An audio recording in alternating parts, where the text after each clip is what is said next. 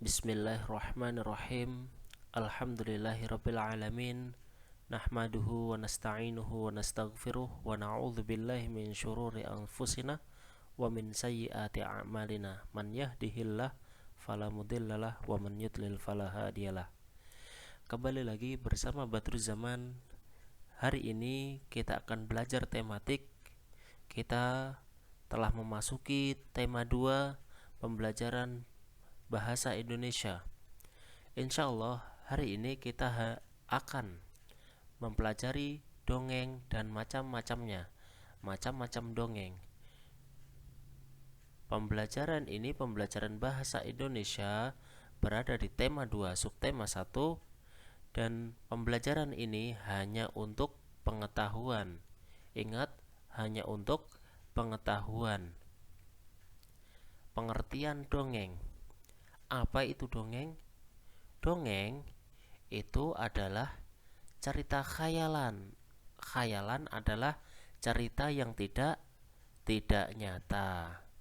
Umumnya bercerita tentang kehidupan pada zaman dahulu kala. Cerita khayalan atau tidak nyata yang bercerita pada zaman dahulu. Biasanya berisi pesan atau amanat, nasihat, ataupun pesan-pesan baik atau nasihat-nasihat untuk manusia. Dan di cerita ini ada tokoh. Tokoh adalah pemeran yang melakukan di situ. Kadang tokohnya bisa berupa manusia, hewan, ataupun tumbuhan. Tokohnya ada manusia, hewan, ataupun tumbuhan. Dongeng juga memiliki alur cerita. Namanya juga cerita, jadi harus ada runtutan cerita yang sederhana agar orang tidak kebingungan dalam memahami isi dongeng. Dan dongeng ini berisi pesan yang ingin disampaikan penulis kepada pembaca, pesan atau nasihat yang ingin disampaikan oleh penulis kepada kita yang membaca. Contoh dongeng asli Indonesia adalah: pertama, Lutung Kasarung, Bawang Merah dan Bawang Putih, Malin Kundang, dan lain-lain. Sekarang kita memasuki jenis-jenis dongeng. Jenis dongeng pertama adalah mite. Apa itu mite? Mite adalah cerita yang mengandung hal-hal ajaib dan dianggap suci. Ingat, dongeng adalah cerita khayalan atau tidak nyata. Makanya keluar hal-hal ajaib. Dan anehnya lagi, tokohnya dewa-dewa. Nah, di agama kita tidak ada itu namanya dewa-dewa. Maka ini dongeng atau jenis-jenis atau pembahasan dongeng hanya untuk pengetahuan. Selanjutnya setelah mite adalah legenda. Apa itu legenda? Legenda adalah cerita peristiwa sejarah suatu nama daerah atau asal-usul daerah. Mungkin antum pernah mendengar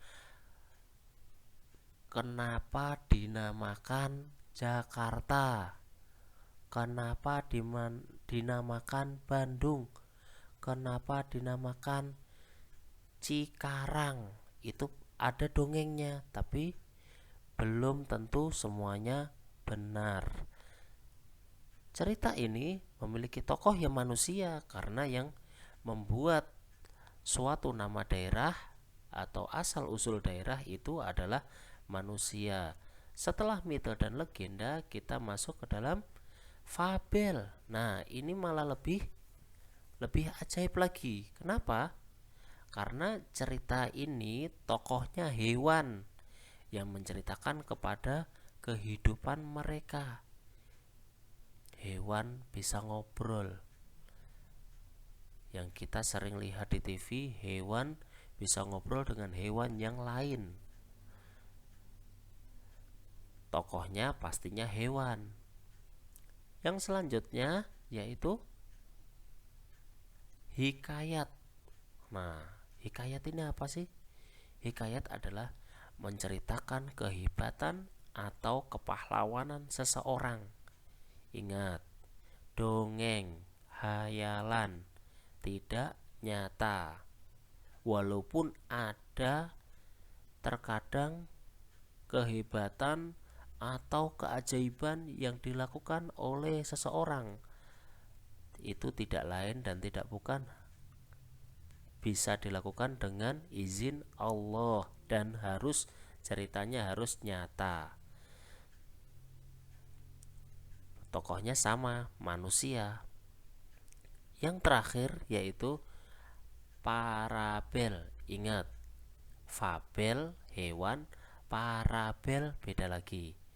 Apa itu parabel? Parabel adalah cerita yang menggunakan perumpamaan untuk menyampaikan pesan moral. Tokohnya pun juga manusia.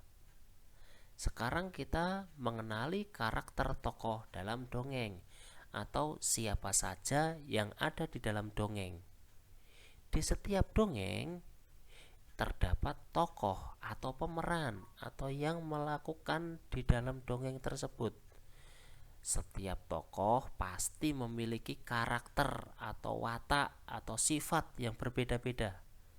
Pertama, karakter yang mendukung tokoh utama atau ini yang kita paling suka. Orangnya baik, orangnya jujur, tidak jahat. Akan tetapi ada juga karakter yang menentang tokoh utama. Karakter yang berbuat jahat ataupun tidak memiliki sifat terpuji. Dan ada satu karakter lagi, yaitu karakter netral. Apa yang netral? Netral adalah tidak mendukung karakter yang menentang tokoh utama ataupun tidak mendukung juga karakter tokoh utama. Contohnya biasanya kalau di cerita atau di film-film itu polisi. Karakter tokoh di sini dalam dongeng ditemukan dengan berbagai cara.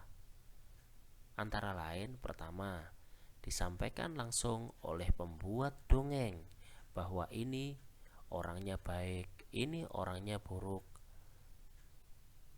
Mungkin melalui percakapan tokoh, melalui percakapan antar tokoh. Saat kita membaca, baru kita mengetahui mana yang baik dan mana yang tidak baik, atau mana yang tokoh utama dan mana yang menentang tokoh utama. Selanjutnya disampaikan oleh tokoh lain dalam dongeng. Biasanya disampaikan orang yang netral, bahwa temannya yang A ini baik, yang B ini tidak baik atau menentang tokoh utama. Selanjutnya yaitu pendapat tokoh lain. Mungkin ada pendapat tokoh lain yaitu yang sama netral dan mereka menganggap oh itu baik. Kadang ada yang mengatakan oh tidak, itu enggak baik. Dan itulah yang bisa Anda sampaikan pada pembelajaran pengenalan dongeng bagi kalian.